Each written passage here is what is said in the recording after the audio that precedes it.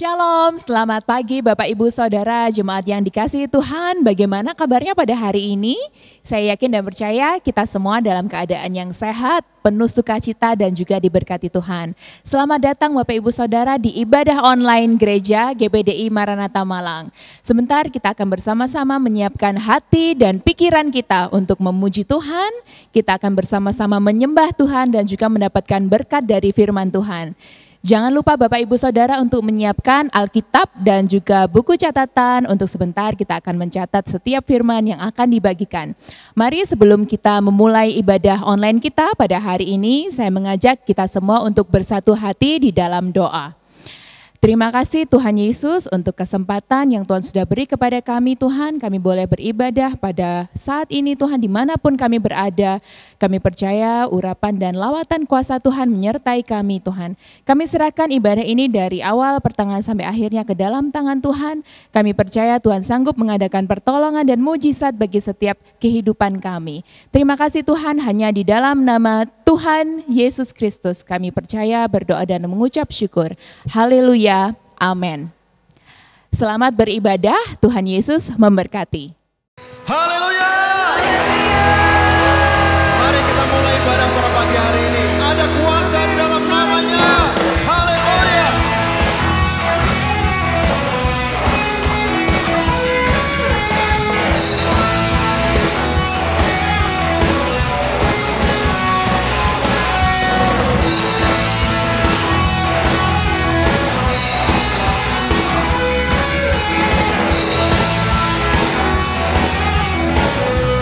Namanya Tuhanku.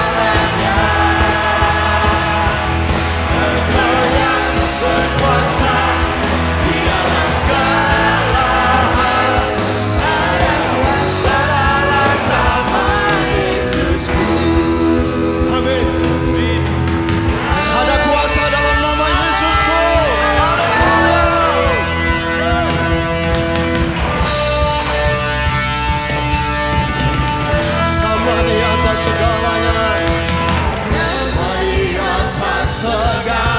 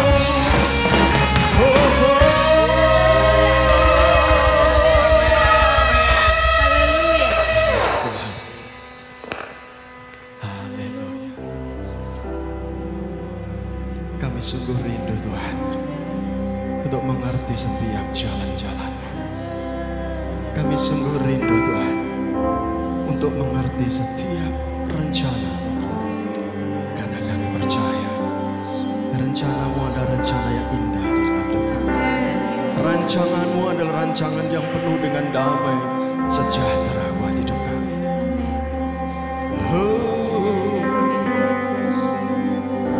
Engkau ajaib, Engkau ajaib Tuhan. Ajar kami mengerti jalan-jalan-Mu.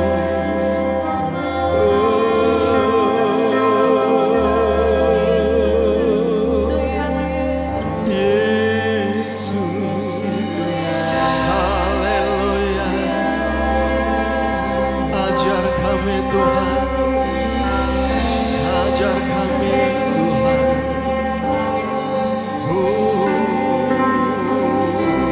Amin. Ajar kami mengerti segala rencana. Jangan ku mengerti segala rencana.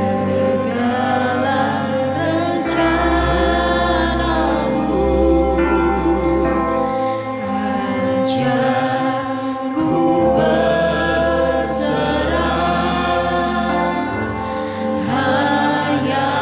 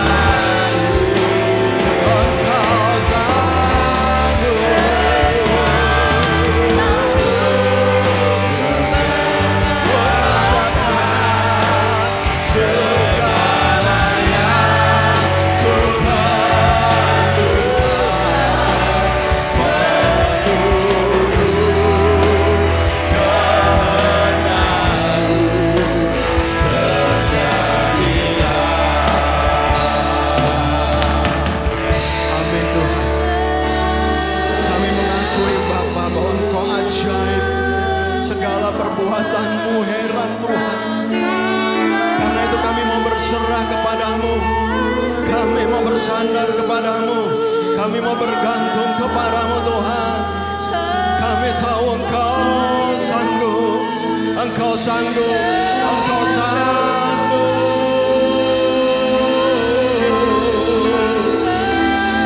Ajar kami Tuhan, ajar kami mengenalmu, mengerti rencanamu, mengerti jalan-jalanmu dalam hidupku. Engkau sanggup, Engkau sanggup, Engkau sanggup.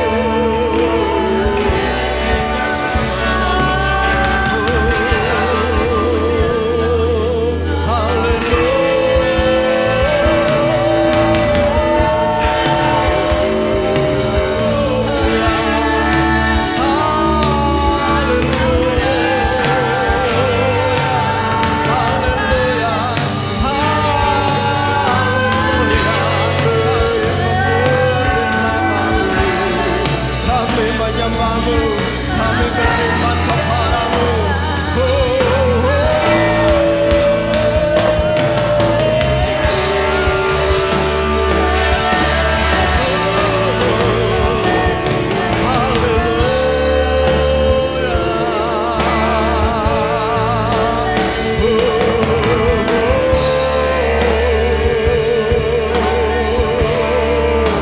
Segala perkara Tuhan, amin. Segala perkara dapat ku tanggung, amin. Di dalam Dia yang memberi kekuatan, Tuhan Yesus penolong dan sahabat.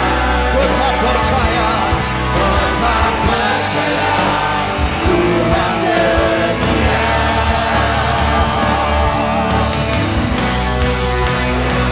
Segala perkara dapat ku tanggung, di dalam Dia yang memberi kekuatan, Tuhan Yesus penolong dan sahabat. Tetap percaya, Tuhan setia. Segala perkara dapat ku tanggung, amin. Di dalam Dia yang memberi kekuatan, Tuhan Yesus penolong dan sahabat. Tetap percaya, Tuhan setia. Tetap percaya, Tuhan setia. Tetap percaya, Tuhan setia. Amin. Kami percaya bahwa Engkau tetap setia Tuhan, bahwa segala perkara dapat kami tanggung karena Engkau yang memberi kekuatan kepada kami. Terima kasih Tuhan, terima kasih Bapa. Dan pada pagi hari ini kami ingin menikmati firman-Mu. Kami siapkan diri kami siapkan hati kami. Terima kasih Tuhan. Kami berdoa di dalam nama Tuhan Yesus Kristus. Haleluya. Selamat pagi Bapak Ibu Saudara dimanapun berada, selamat bertemu lagi dalam kasih Kristus. Pagi hari ini kita akan sama-sama belajar tentang kebenaran firman Tuhan. Judulnya adalah Kerajaan Allah dan Iman, ya. Dan kita udah hampir ada di penghujung tahun 2021 dan banyak juga dari antara kita yang tidak mudah untuk menjalani tahun 2021 ini. Tapi pagi hari ini saya ingin Bapak Ibu Saudara tetap beriman kepada Yesus. Apapun yang terjadi, tetap semangat mengiring Yesus dan beriman, percaya bahwa Tuhan yang kita sembah itu bisa membalikkan yang buruk jadi baik, yang sakit jadi sembuh. Amin. Wah, haleluya. Ada pertolongan Tuhan di masa-masa sulit. Nah, pagi hari ini kita akan belajar tentang dilema menjadi orang Kristen, ya. Saat kita menjalani iman kita. Nah, seringkali kita mengalami dilema, yaitu kerajaan Allah yang akan datang dibandingkan dengan kerajaan Allah yang sudah ada di antara kita. Ya. Nah, di antara dua pemahaman ini adalah dua hal yang berbeda. Yang banyak kali orang Kristen itu menjadi kecewa dan tidak percaya lagi kepada Tuhan. Karena apa? Karena seringkali ketika kita berdoa, meminta kepada Tuhan, ya, seperti yang Yesus ajarkan, datanglah kerajaanmu, jadilah kehendakmu di bumi seperti di sorga. Berarti ketika kita sakit, kita berdoa, kita percaya bahwa kita bisa disembuhkan. Tapi kenyataannya ketika kita itu sudah beriman, kita itu sudah percaya penuh, kita sudah berdoa dengan sungguh-sungguh. Tapi kenyataannya doa kita tidak dijawab. Doa kita tidak terjawab sesuai dengan keinginan kita. Oleh sebab itu, seringkali kita itu tidak mengerti mengapa Tuhan bekerja seperti itu. Seakan-akan Tuhan itu enggak ngerti perasaan kita. Dan Alkitab sering menyatakan misterinya kerajaan Allah. Ya, sesuatu yang tidak bisa dijelaskan secara gamblang. Penjelasannya enggak bisa pasti, kayak 1 tambah 1 pasti 2, ya. Habis step 1 pasti step 2. Enggak bisa segamblang itu penjelasan jawaban Tuhan. Dan banyak kali penjelasannya hanya kita dapatkan ketika nanti kita ada di sorga. Nah, di dalam kehidupan ini kita harus berjuang untuk mempertahankan iman kita. Apapun yang terjadi. Alkitab katakan, ya, di dalam Matius 10 ayat 22 katakan, orang yang bertahan sampai pada kesudahannya yang akan selamat. Ya. Nah, inilah misteri yang kadang-kadang membuat kita itu menjadi frustrasi. Ya. Kita sering didorong untuk percaya total, untuk beriman supaya kuasa kerajaan Allah itu bisa dinyatakan dalam kehidupan kita. Tapi di sisi lain seringkali tidak ada kepastian apakah doa-doa kita dijawab atau dikabulkan Tuhan. Tapi pagi hari ini kita akan belajar bahwa setiap kita harus tunduk dan tetap percaya kepada kedaulatan Tuhan atas kehidupan kita. Ya. Kita harus percaya bahwa kita punya Tuhan yang baik. Nah, seringkali ketika kita tidak fokus pada hal-hal itu, maka akhirnya ada banyak orang Kristen yang jadi frustrasi, yang jadi kecewa kepada Tuhan. Ya. Nah, ada pengertian yang berbeda antara yang sudah dan yang belum, ya. Nah, Yesus telah memberikan kepada kita ucapan bahagia yang spesial. Itu dicatat di dalam Injil Matius pasal yang ke-5 ketika Yesus khotbah di bukit. Nah, inilah bagian kita yang tetap percaya, yang tetap menunggu jawaban Tuhan. Meskipun jawaban Tuhan itu masih belum terjadi dalam kehidupan kita. Yesus katakan dalam Injil Matius 11 ayat yang ke-6.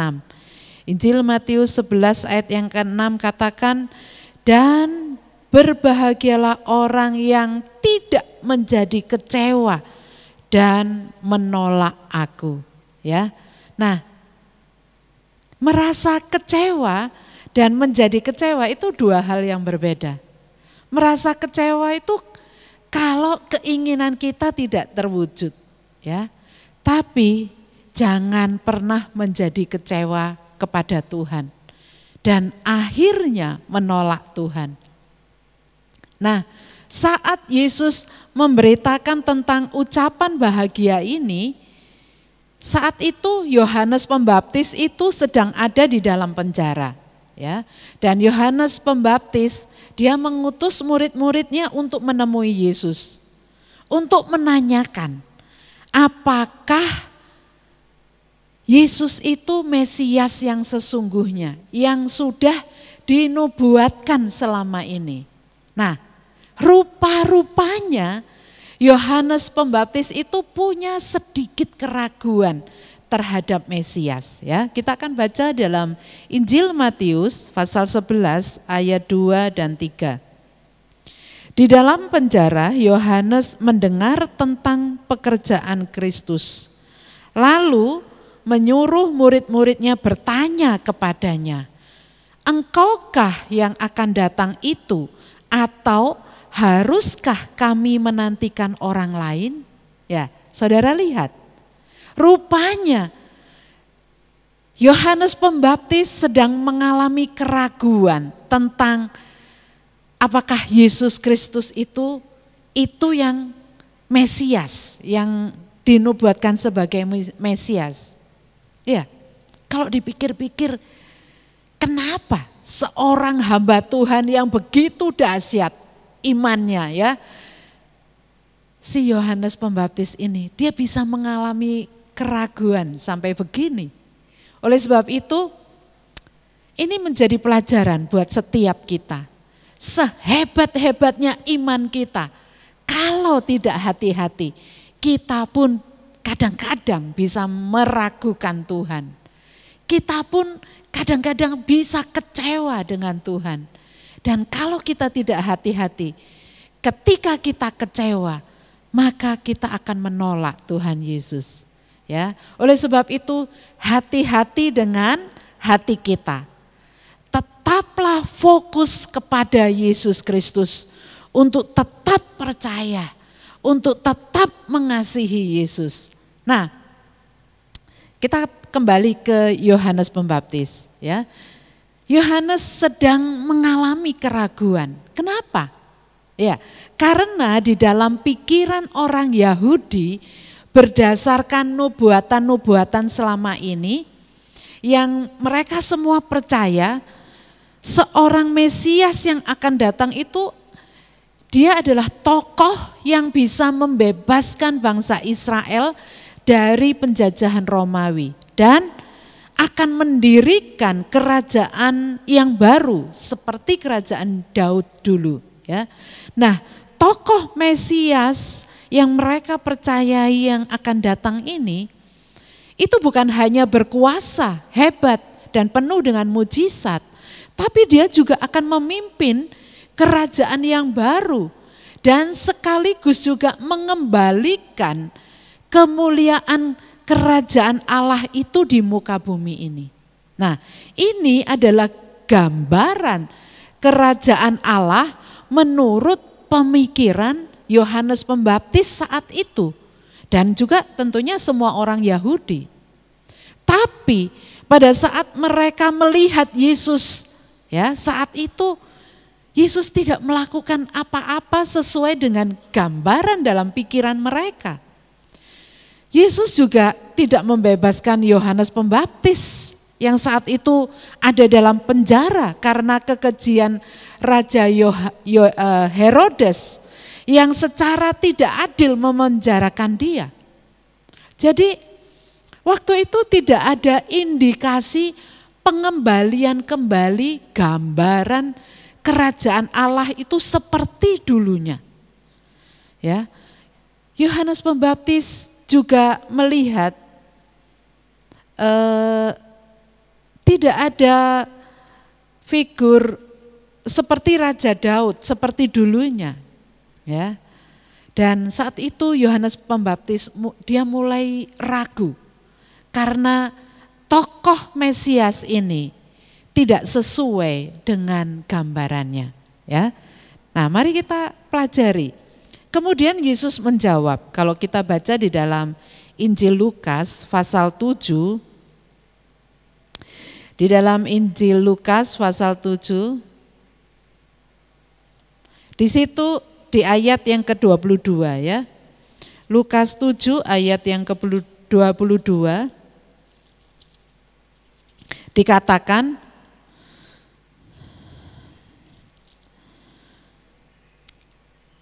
dan Yesus menjawab mereka, pergilah dan katakanlah kepada Yohanes apa yang kamu lihat dan yang kamu dengar.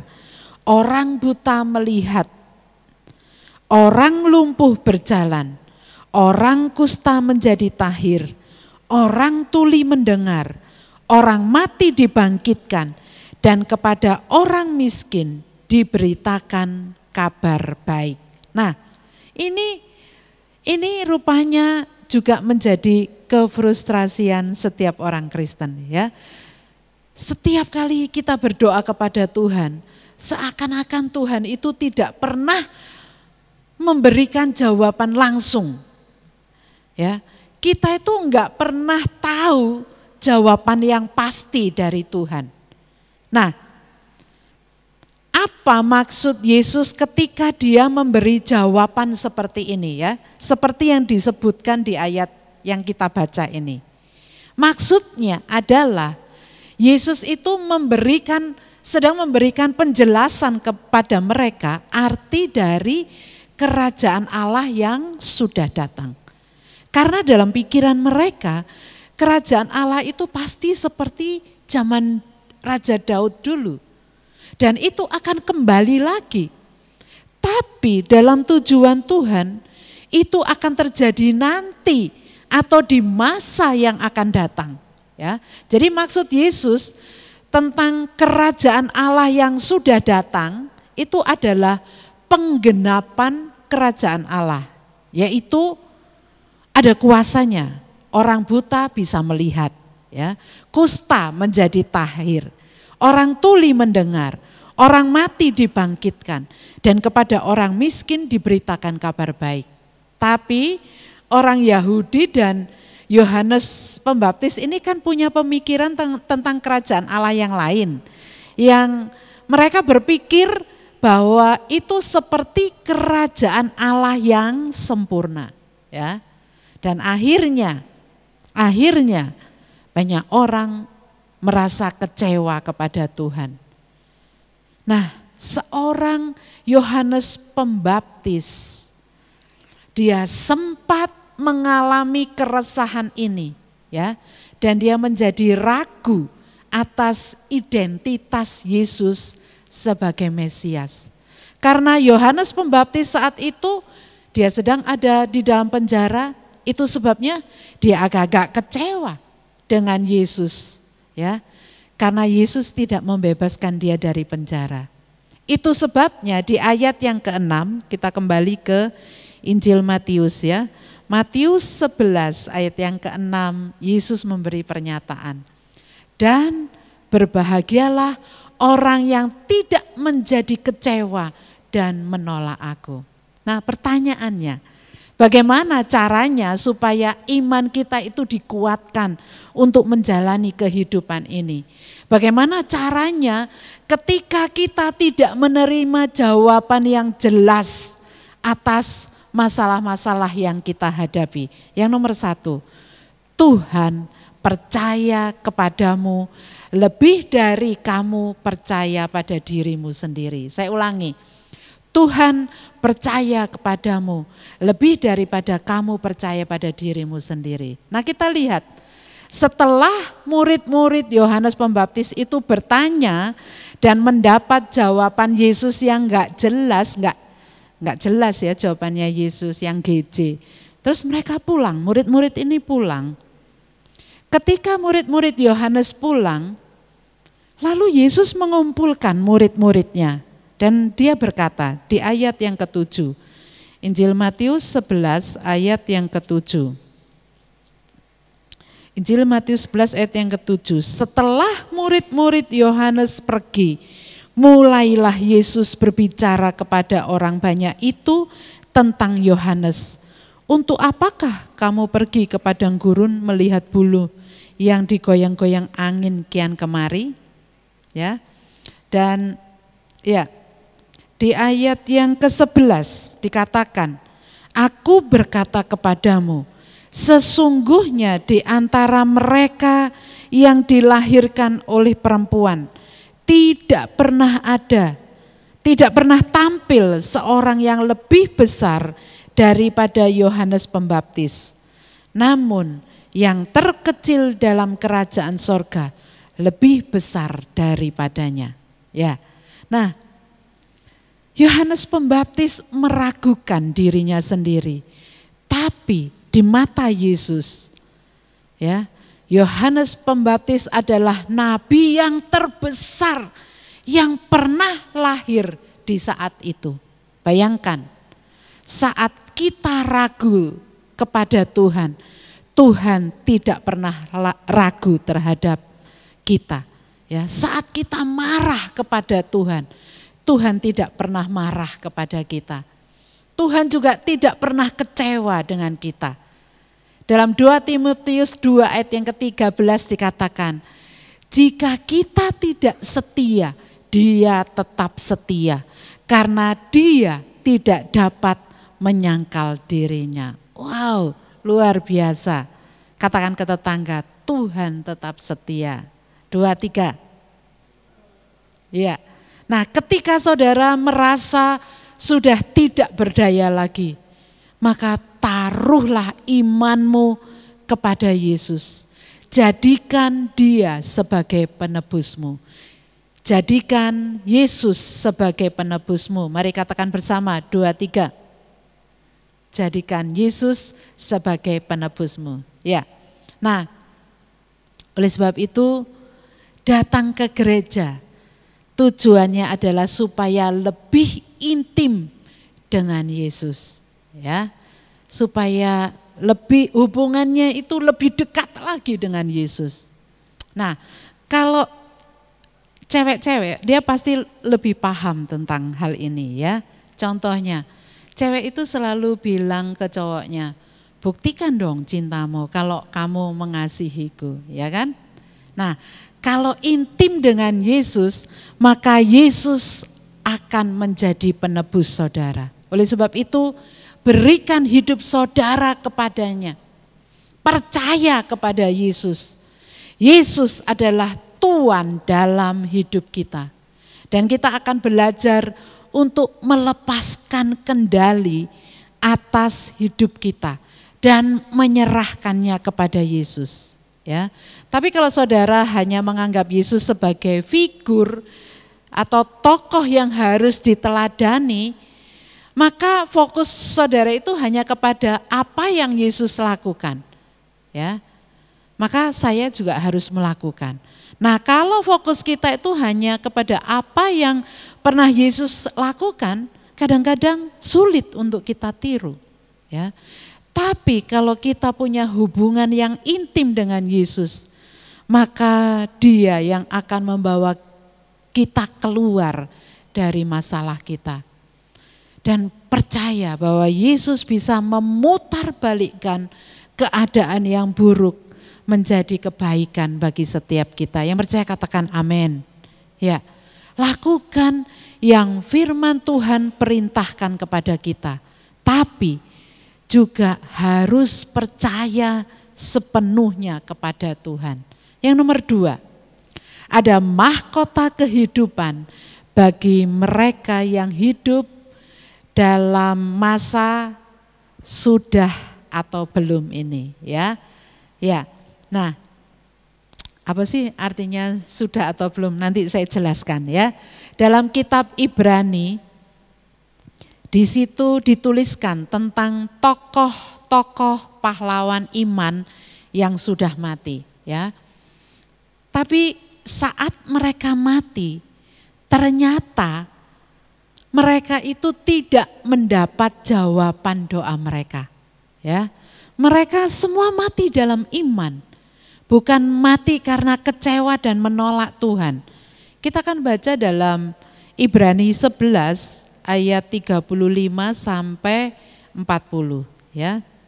Ibrani 11 ayat 35 sampai 40.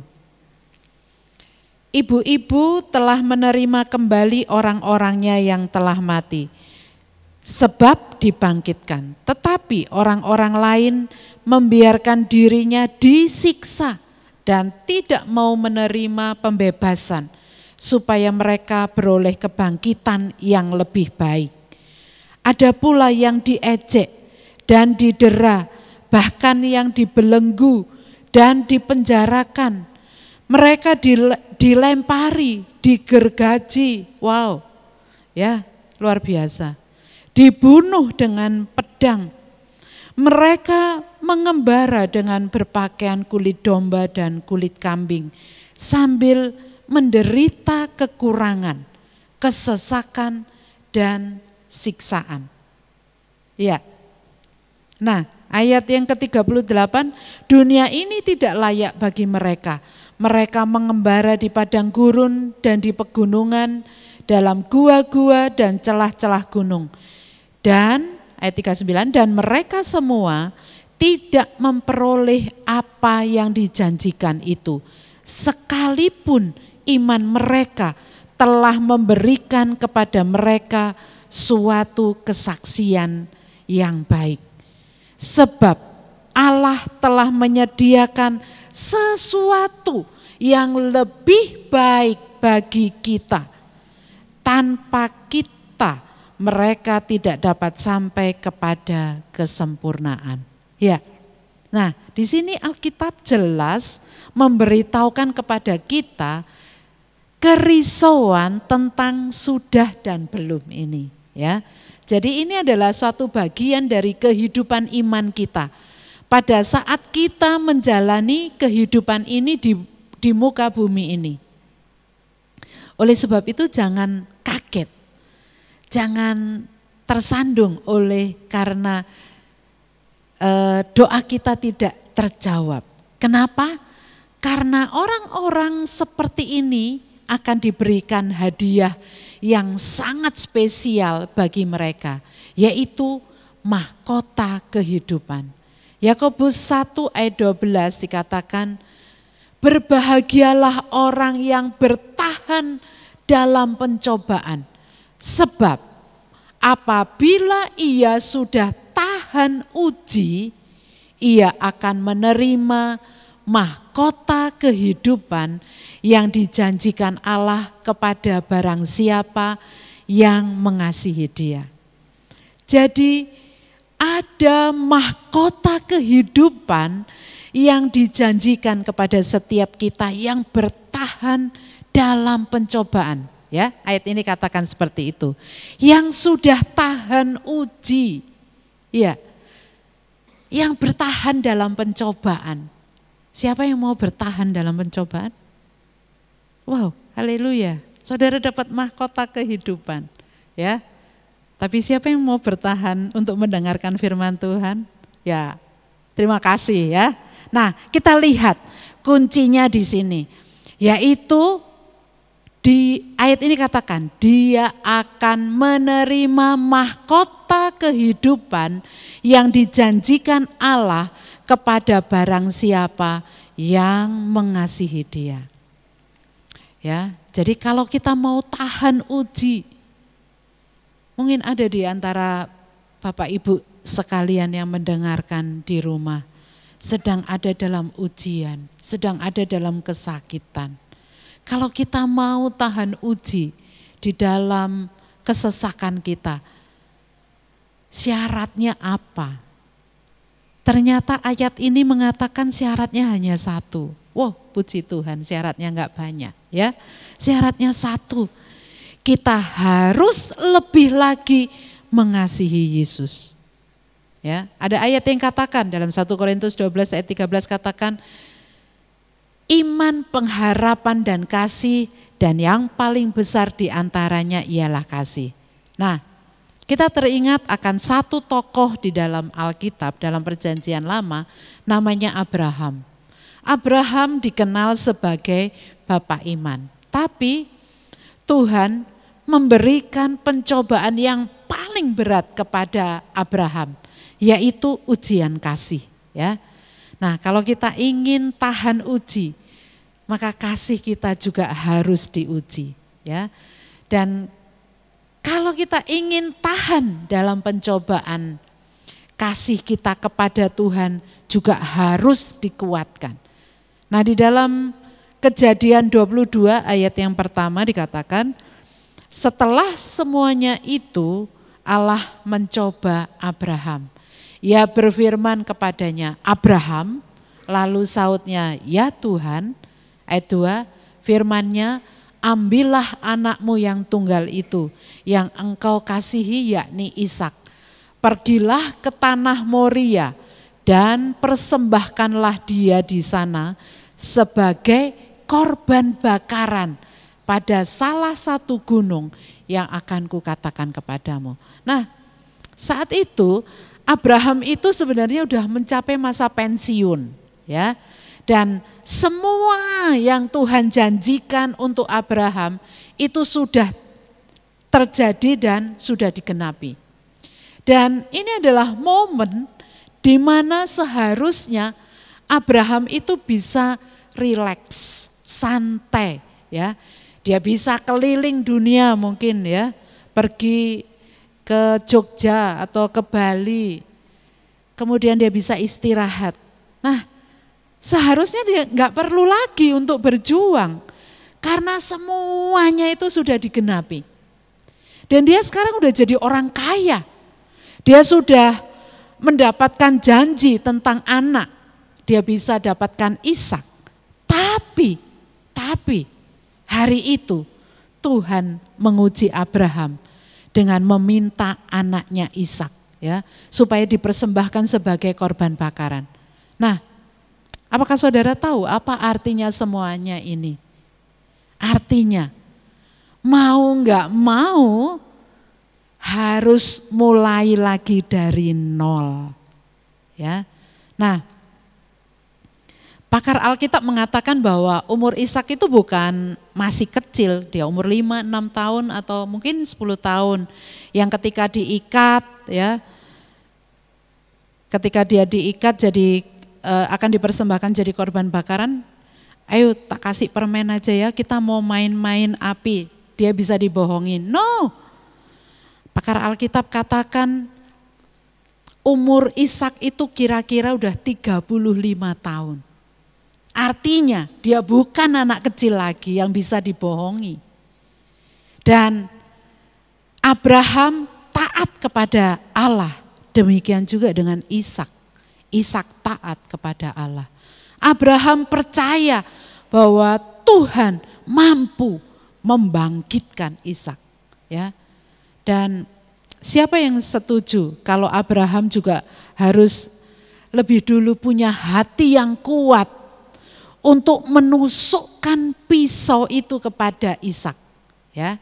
Dan inilah ujian Tuhan bagi Abraham, yaitu apakah setelah semua ini, setelah dia diberkati, setelah dia jadi orang terkaya, setelah dia mendapatkan janji imannya, saat ini dia diuji, apakah hatinya masih tetap tertuju dan tetap mengasihi Tuhan, atau apakah harta benda, kesuksesan, kenyamanan itu telah mencuri hatinya dari Tuhan, ya.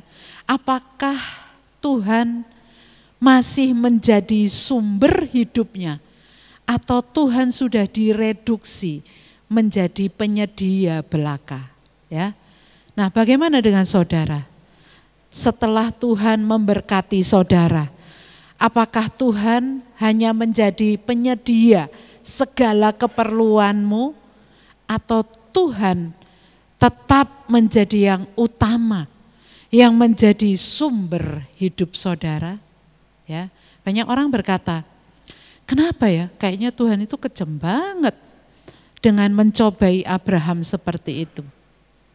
Tapi saudara harus tahu, hanya kepada Abraham yang Tuhan itu punya hubungan yang khusus, Tuhan izinkan percobaan ini terjadi. Tahu enggak? Kalau saudara baca di Alkitab, tidak ada pencobaan seperti ini lagi terjadi kepada siapapun di dalam Alkitab. Ya. Dan yang lebih penting lagi, semakin besar perjanjian, maka semakin besar ujian. Ya. Nah, kalau Abraham akan menjadi pelopor bagi generasi selanjutnya, maka imannya harus tahan uji. Imannya itu harus mampu bertahan dari generasi ke generasi. Ya. Kasih dan taat kepada Tuhan. Mari katakan bersama, 2, 3, kasih dan taat kepada Tuhan. Jadi kita harus punya kasih dan taat kepada Tuhan, itu harus murni, harus kuat. Ya. Nah, akhirnya Abraham lulus ujian ini. Dicatat di dalam Kejadian 22 ayat 12 dan 17 dikatakan, lalu ia berfirman, jangan bunuh anak itu dan jangan kau apa-apakan dia. Sebab telah ku ketahui sekarang bahwa engkau takut akan Allah. Engkau takut akan Allah. Dan engkau tidak segan-segan untuk menyerahkan anakmu yang tunggal kepadaku. Ayat 17, maka aku akan memberkati engkau berlimpah-limpah dan membuat keturunanmu sangat banyak seperti bintang di langit dan seperti pasir di tepi laut. Dan keturunanmu itu akan menduduki kota-kota musuhnya. Ya. Nah, saudara perhatikan, di ayat 17 itu adalah upgrade, kenaikan berkat bagi Abraham. Dari pasal yang sebelumnya, dari Kejadian 15. Kalau di pasal 15 itu tidak ada kata seperti ini ya. Jadi janji Tuhan itu di-upgrade, di ayat ini dikatakan keturunanmu itu akan menduduki kota-kota musuhnya. Kalau saudara baca di pasal sebelumnya, di pasal 15, janji Tuhan itu adalah keturunanmu akan menjadi banyak seperti bintang-bintang di langit dan pasir di tepi laut. Ya. Tapi di di pasal 17 Tuhan mengupgrade berkat Abraham. Ya. Dia upgrade, keturunanmu aku akan membuat, kalau di Kejadian 17, aku akan membuat engkau beranak cucu sangat banyak. Dan di pasal ini berkat Abraham di-upgrade, ditambahi, keturunanmu akan menduduki kota-kota musuhnya. Ya. Nah, itulah yang akan terjadi kalau saudara tahan uji. Dan saudara tetap percaya kepada Tuhan Yesus. Meskipun mungkin saat ini ketika saudara berdoa, saudara belum mendapat jawaban Tuhan. Saudara belum tahu pasti ya, apakah saudara sembuh atau tidak. Apakah saudara bisa menyelesaikan masalah saudara atau tidak. Tapi tetaplah percaya kepada Tuhan. Ya, hidup di dalam iman dan jangan risau antara sudah dan belum. Ya, memang enggak mudah. Tapi inilah jalur yang Yesus inginkan untuk kita jalani. Mau gak mau ya. Inilah kehidupan yang harus kita jalani di dunia yang fana ini. Tapi percaya, kita akan menjadi sempurna satu hari nanti. Saat kita masuk ke dalam kerajaan Allah di sorga, maka semuanya akan jadi sempurna. Dan saat kita menjalani kehidupan ini, mari kita sama-sama iman kita tetap kuat. Matius 11 ayat 12 dikatakan, sejak tampilnya Yohanes Pembaptis hingga sekarang, kerajaan sorga diserong dan orang yang menyerongnya mencoba menguasainya. Nah, rupa-rupanya sejak Yohanes Pembaptis ada, kerajaan Allah dan kuasanya itu sudah datang dan ada di antara kita, ya. Dan barang siapa yang menguasainya, dia harus bertekad untuk mengambil keputusan yang radikal, untuk mau hidup berkenan, mengasihi dan taat kepada Tuhan Yesus. Memang kita memerlukan berkat-berkat Tuhan, kita memerlukan pertolongan Tuhan, tapi di sisi lain kita juga harus bisa menerima masalah-masalah kita dan menang atasnya. Ya. Oleh sebab itu tetap semangat, tetap kuat. Karena dalam hidup ini pasti kita itu mengalami masalah. Matius 11 ayat yang ke-6 katakan, dan berbahagialah orang yang tidak menjadi kecewa dan menolak aku. Terima kasih, kiranya saudara boleh dikuatkan pada pagi hari ini. Ketika saudara menjalani kehidupan ini, ya, ketika mungkin saudara ada di rumah sedang menghadapi masalah yang besar. Saudara ada dalam keadaan tubuh yang sakit dan mungkin hari-hari ini saudara berdoa dan rasa-rasanya jawaban Tuhan itu belum ada, tapi tetap percaya, mengasihi Tuhan, ya, jalin hubungan yang intim dengan Tuhan. Dan saya percaya Tuhan kita adalah Tuhan yang baik, Tuhan yang mengasihi saudara, lebih dari pikiran kita. Mari kita tundukkan kepala, kita akan berdoa untuk kebenaran firman Tuhan ini. Haleluya, haleluya, haleluya. Ya Bapa kami yang di sorga, terima kasih ya Tuhan untuk peringatan firman-Mu pada pagi hari ini. Biarlah setiap kami ya Tuhan yang mendengar firman-Mu pada pagi hari ini boleh diingatkan untuk kami tetap percaya kepadamu, tetap setia kepada Engkau, tetap mengasihi Engkau dan tetap taat kepadamu. Walaupun kami menghadapi masalah-masalah yang besar yang belum ada jawabannya. Walaupun mungkin ada di antara jemaat yang saat ini sedang terbaring sakit dan belum mendapat jawaban dari Engkau. Tetapi hamba berdoa, biarlah imannya boleh dikuatkan melalui firman Tuhan pada pagi hari ini. Setiap kita diingatkan bahwa kita mempunyai Tuhan yang selalu mempunyai perhatian yang lebih besar daripada yang kita kira, daripada yang kita pikirkan. Kami percaya Tuhan, kami mempunyai Tuhan yang baik dan rencana-rencana-Mu selalu baik buat kita. Mari ya Tuhan, kiranya Engkau akan menguatkan setiap iman jemaat-Mu yang mendengar firman pada pagi hari ini. Ketika jawaban itu belum datang ya Tuhan, mari biarlah imannya tetap dikuatkan. Mereka menjadi kuat di dalam iman, tidak kecewa ya Tuhan dan meninggalkan Engkau. Tetapi sebaliknya tetap setia, mengasihi, bahkan melekat kepadamu, menjalin hubungan yang erat dengan Engkau ya Tuhan. Kami percaya ketika kami menjalin hubungan yang erat dengan Engkau, maka Engkau yang akan mengupgrade, berkat-berkat kami seperti yang telah terjadi pada Bapak Abraham ya Tuhan. Kami percaya punya Tuhan yang berkuasa untuk membalikkan hal-hal yang buruk menjadi baik ya Tuhan. Dan kami percaya bahwa kuasa-Mu masih bekerja sampai saat ini. Terima kasih ya Tuhan untuk kebenaran firman-Mu ini. Biarlah firman-Mu boleh tertanam, bertumbuh dan berbuah di dalam kehidupan orang-orang percaya.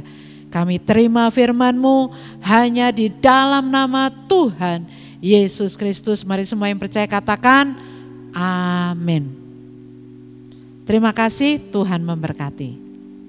Puji Tuhan, selamat pagi, selamat kita bertemu kembali. Sebentar kita akan memberikan persembahan. Sebelum memberi persembahan, kita akan mendengar firman Tuhan persembahan. Firman Tuhan hari ini saya beri judul terkecil menjadi terbesar. Kita akan melihat satu kebenaran firman Tuhan di dalam Injil Matius pasal yang ke-13 ayat yang ke-32. Biji sawi adalah benih yang paling kecil, tetapi kalau sudah tumbuh, ia menjadi yang terbesar di antara tanaman-tanaman. Ia menjadi pohon sehingga burung-burung datang bersarang pada cabang-cabangnya. Luar biasa. Di sini dikatakan bahwa biji sawi itu adalah benih yang paling kecil.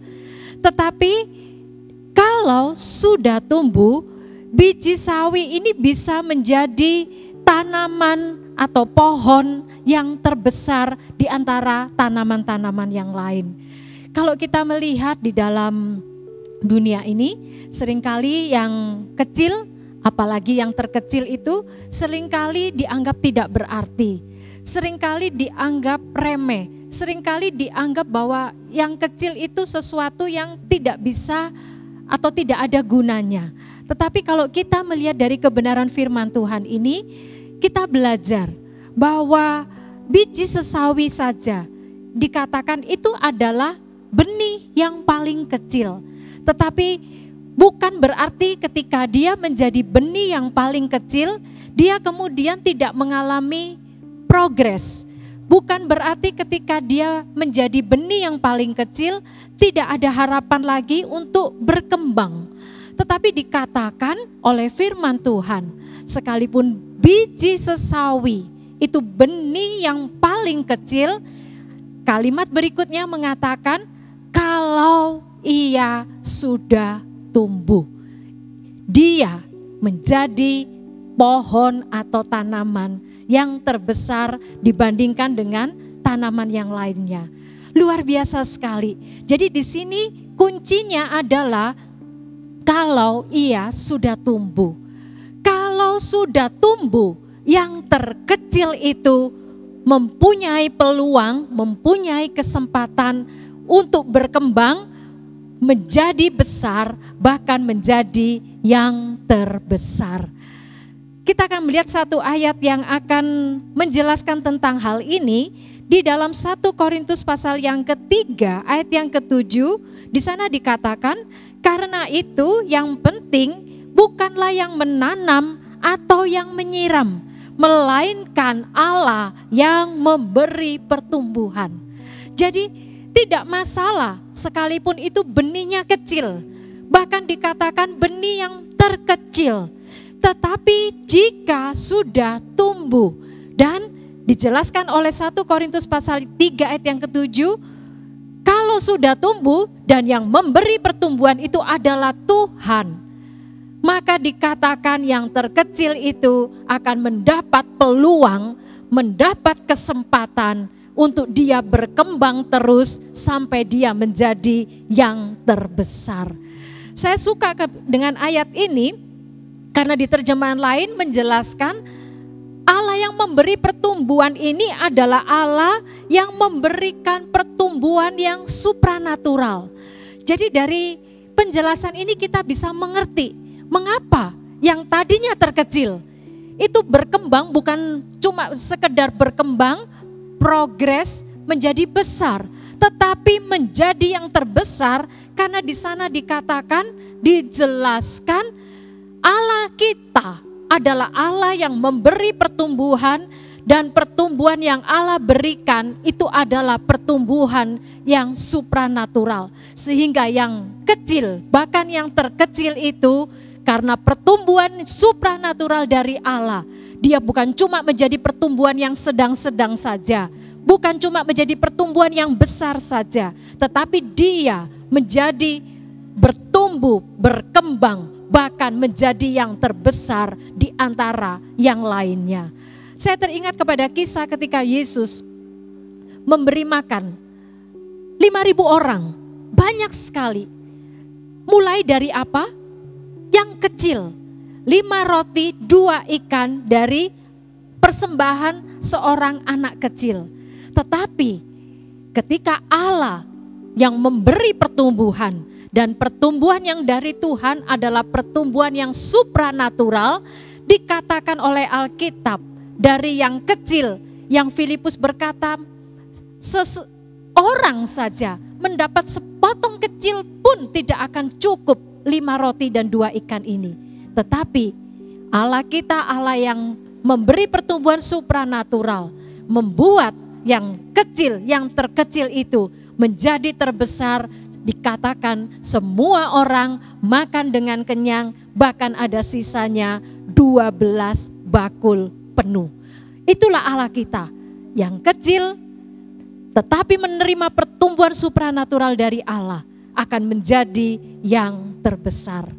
Jadi ini boleh menguatkan kita semua. Apa yang ada pada kita mungkin kecil, tetapi jangan takut, persembahkan kepada Tuhan. Ada pertumbuhan supranatural dari Tuhan. Saudara mempunyai cukup banyak, berikan kepada Tuhan. Izinkan Tuhan memberikan pertumbuhan supranatural, dan itu akan mencukupi, bahkan lebih dari cukup untuk memenuhi apa saja yang kita perlukan. Siapkan persembahan saudara, kita akan berdoa buat persembahan yang akan saudara berikan agar Tuhan memberikan pertumbuhan supranatural.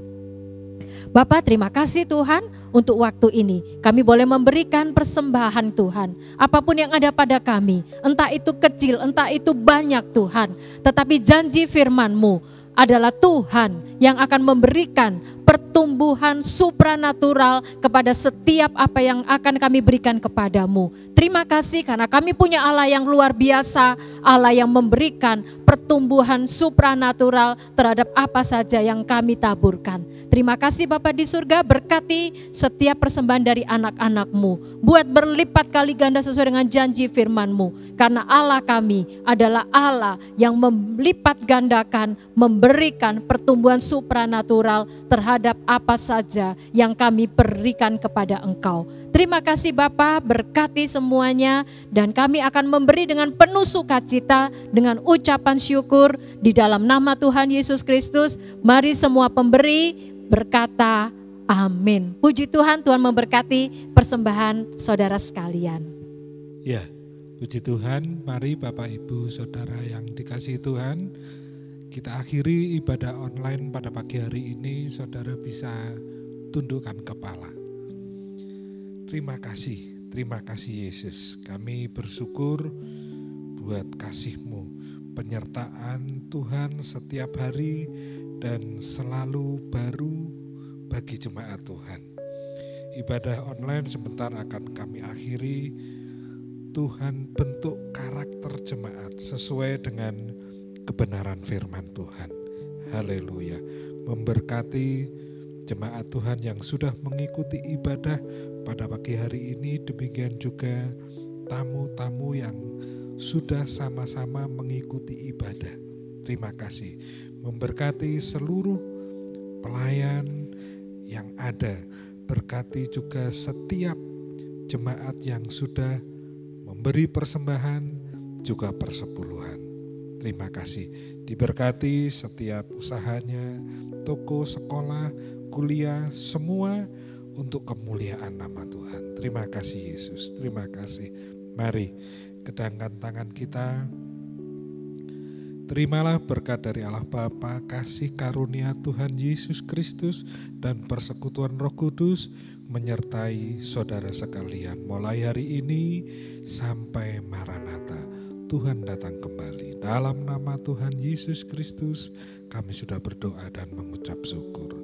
Mari semua yang percaya katakan amin. Tuhan memberkati. Haleluya. Sampai jumpa di dalam online berikutnya. Haleluya.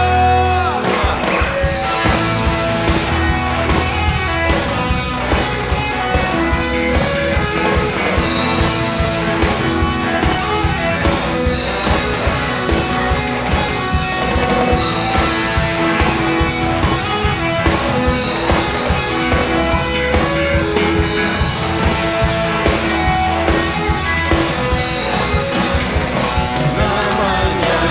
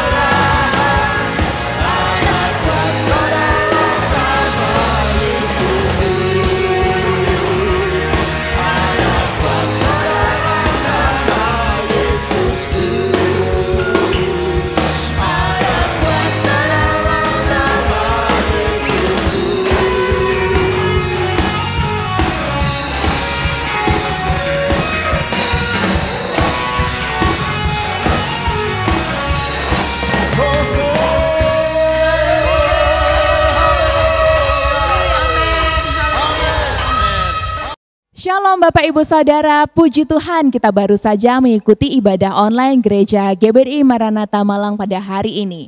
Bagaimana Bapak Ibu Saudara diberkati pastinya ya, luar biasa pada pagi hari ini.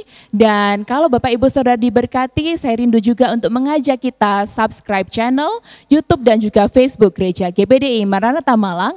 Dan juga bagikan ke semua sosial media yang Bapak Ibu Saudara miliki. Sehingga saudara kita, rekan kita dimanapun mereka berada, mereka juga boleh diberkati dengan luar biasa seperti kita pada hari ini. Terima kasih Bapak Ibu Saudara, sampai jumpa di ibadah berikutnya dan Tuhan Yesus memberkati. Selamat hari Minggu.